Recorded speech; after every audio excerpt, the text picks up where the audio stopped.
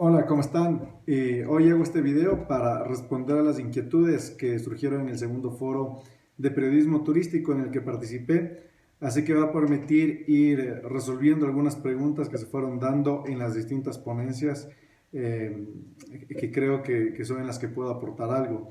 Y la primera pregunta dice, ¿cómo hacemos para reinventarnos como periodistas turísticos ofreciendo nuevos destinos y lograr que en los destinos convencionales de turismo pueda reducirse el turismo masivo y se planifiquen actividades en los destinos que no nos lleven a caer de vuelta en la aglomeración turística, la destrucción de patrimonios y lograr la valoración del medio ambiente?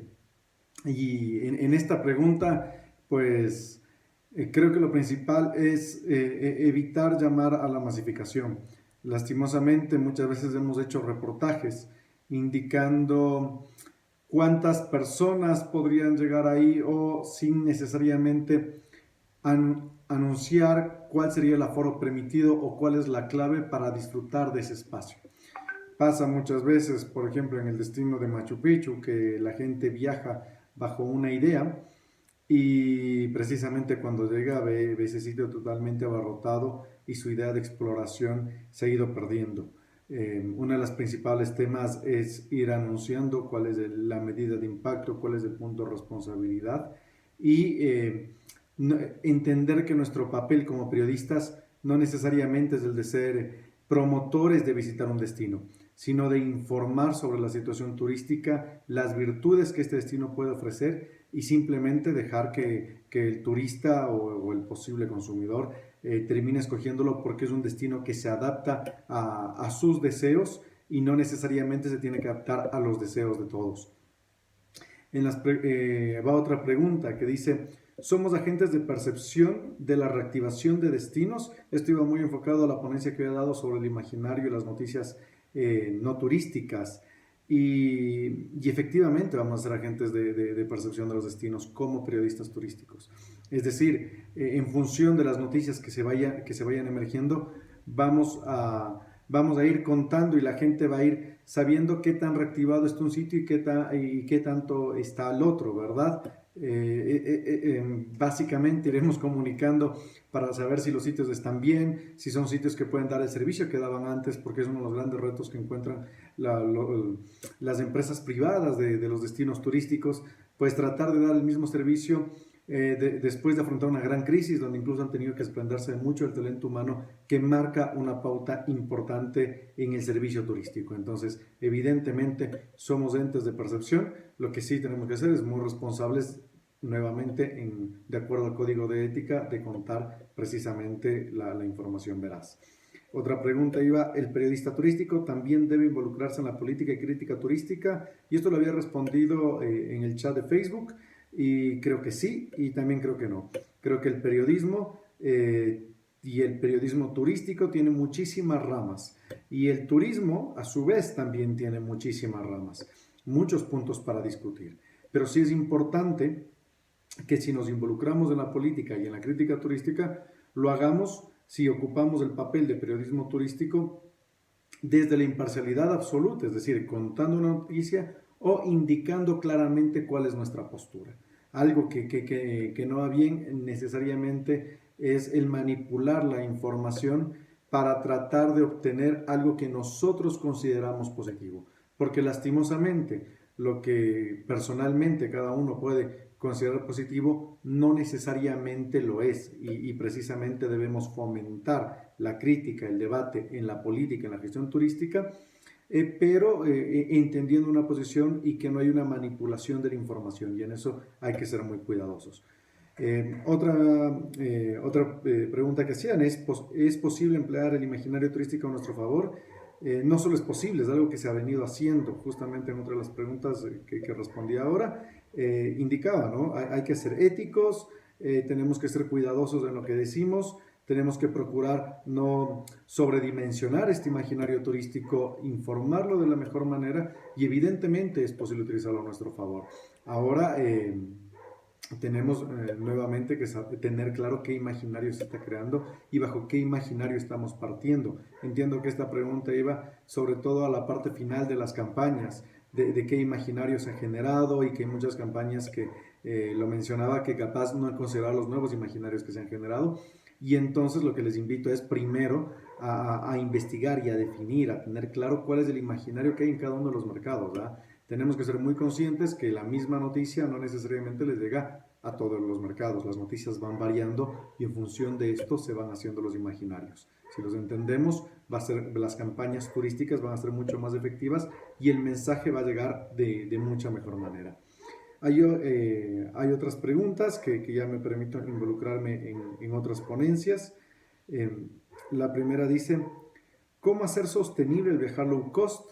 Y pues es simple.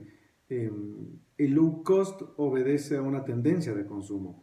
Y la tendencia de consumo nos ubica dentro de un círculo de similitudes, de comportamientos, de consumos de viviendas e incluso de espacios geográficos en la gran mayoría de destinos. Es decir, debemos ser conscientes que si yo viajo en una modalidad low cost, si se la quiere denominar de esa manera, yo no debería esperar visitar los sitios de mayor costo o los sitios exclusivamente más caros del destino. He de visitar los puntos que se acercan al presupuesto que estoy manejando y disfrutar del destino de acuerdo al presupuesto que puedo manejar y en la zona en la que me puedo manejar en el presupuesto. A veces queremos viajar con muy poco, terminar disfrutando de los lujos más excéntricos.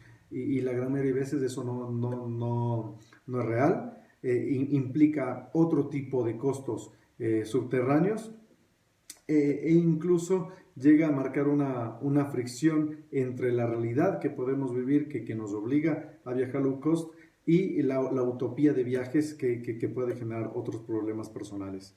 Hay otro que dice, se ve que ya comenzar a trabajar en la idea del pasaporte digital para evitar el contacto físico. Esto lo quería responder súper rápido. La OMT había ya lanzado una aplicación para el tema del pasaporte digital. Es algo en lo que desde la OMT se cree mucho y pues simplemente era acotar eso. Igual preguntaban cuáles son los que un periodista, por efecto de generación de ingresos, cuáles son los que un periodista puede mantener con esta nueva modalidad, o es una actividad altruista ahora que es digital, el tema de las cuñas o financiamiento. Desde el punto de vista como profesional, tenemos que entender que muchas veces el periodismo fue pago bajo sueldo y estos salarios obedecían a que los distintos canales obtenían ingresos a través de publicidad. En lo personal, creo que es muy importante que recordemos cuáles son las fuentes tradicionales de ingreso del periodismo, cuáles son las fuentes que se han adquirido ahora y cuáles pueden ser sostenibles también para nuestra ética informativa. Así que yo personalmente, es una postura plenamente personal, creo que la publicidad plenamente expresada es una herramienta válida, no necesariamente los canjes para recomendar uno u otro sitio, eso evidentemente va de otro tipo de profesiones. El periodista turístico ha de informar con la mayor veracidad posible e indicar el momento en el que es un contenido publicitario y que lo que está contando es una publicidad para que la audiencia tenga pleno conocimiento, que es creo que una de las principales matrices del periodismo y que a pesar de cualquier cosa han permitido que se sostenga. De hecho, es tal vez una de las herramientas que más se han aprovechado en esta época digital y no necesariamente necesitamos el punto de canjes. ¿Cuáles son las bases para una reactivación responsable de la actividad turística? Pues la base principal, el bienestar local. ¿Sí? Si no cuidamos el bienestar local, no hay una reactivación turística porque eso va a implicar un decrecimiento económico en cadena y a la final, si nadie tiene la condición económica para viajar, se complica, o si hay menos gente, se complica la distribución de los viajes y de las tendencias y de las preferencias. Y ya en gestión directamente del destino, pues evidentemente tener protocolos lo suficientemente claros para que los turistas cuando lleguen los puedan entender, se puedan familiarizar de manera simple, súper rápida y aún así puedan disfrutar de la experiencia sin necesidad de que se genere una inadversión entre los residentes permanentes y los turistas. Y la última pregunta que quería hacer referencia decía cómo debería encararse desde ahora o qué recomendarían para afrontar la necesidad de todas esas familias clase media o recursos limitados para que puedan disfrutar igualmente la actividad turística. Y bueno, creo que esta pregunta obedece a disfrutar igualmente del tiempo de ocio y de las actividades de recreación. Recordemos que el turismo incluye el desplazamiento fuera de tu lugar de residencia, pero hay una parte donde se reconoce el derecho al tiempo de ocio, de recreación, al tiempo libre. Y normalmente este tiempo libre muchas veces es confundido dentro de los imaginarios como tiempo de turismo.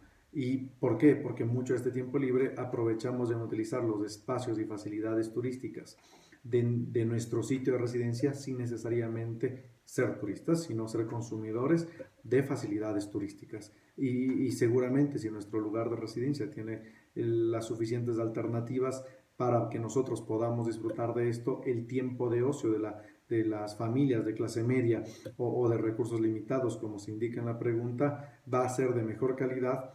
La industria o el sector que se abastece de la práctica turística o del consumo de proveedores de servicios turísticos se va a ver reactivado por un consumo de la localidad que, ojo, no es un turismo local, sino simplemente es un consumo de servicios turísticos por parte del residente permanente, que lo hacemos todos, restaurantes, parques, etc. Es lo que les quería decir acerca de las preguntas y les mando un fuerte abrazo.